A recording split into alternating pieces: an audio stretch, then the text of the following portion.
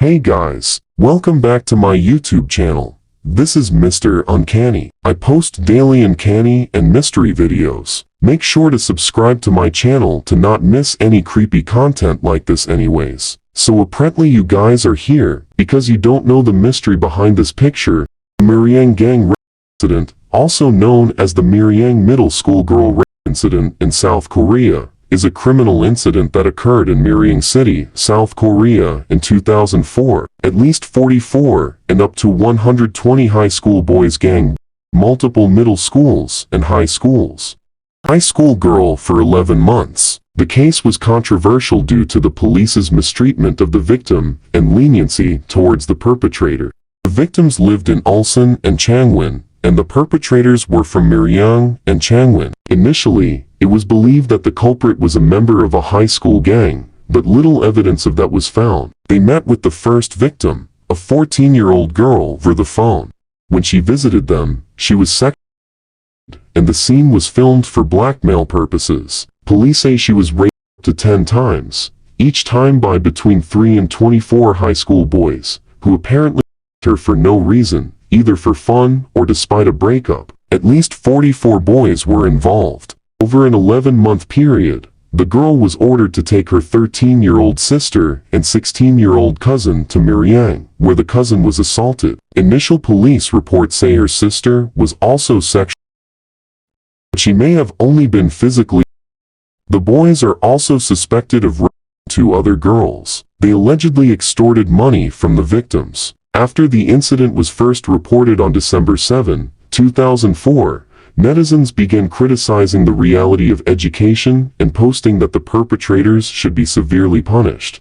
On December 8, it was reported that arrest warrants had been applied for only 3 of the 44 perpetrators, and netizens reacted to this by calling for arrest all the perpetrators and calling on the police. I started to slow down my pursuit. 3 of the boys were arrested after the sister's aunt reported the police. Following an outcry from victims and the public, a further 9 students were arrested and 29 were charged without custody. The perpetrators' family members threatened the victims and warned them, "From now on, be careful not to report our sons to the police." A parent of one of the perpetrators said in a TV interview, "Why should we sympathize with the victim's family? Why don't you think of our suffering? When a girl is trying to seduce a boy, who can resist temptation? They should have taught.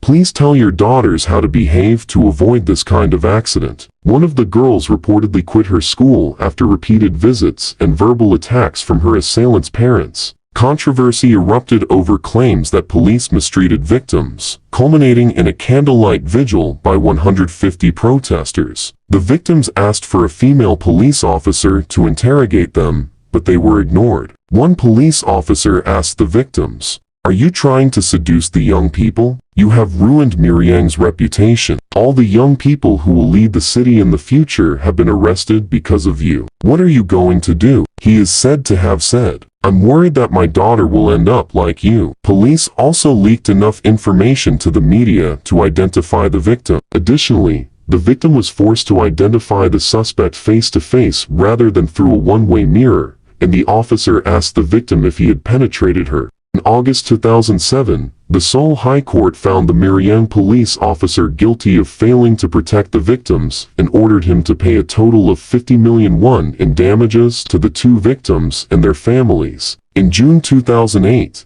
the South Korean Supreme Court upheld this judgment and awarded compensation of 70 million won. Prosecutors sent most of the defendants to juvenile court or dropped charges. The other 10 people were formally charged with gang sex, and prosecutors asked for sentences of 2 to 4 years in prison, suspended for 3 years. The judge also declined to prosecute these 10 people, citing the fact that the offenders were young and had already enrolled in university or had jobs, and instead referred them to juvenile court. One of the factors in this decision was that the father of one of the victims had entered into an agreement with some criminals to seek leniency after receiving a large sum of money. The father, an alcoholic, divorced the victim's mother 3 years ago due to domestic violence, but retained custody of her daughter and persuaded her to agree to the agreement.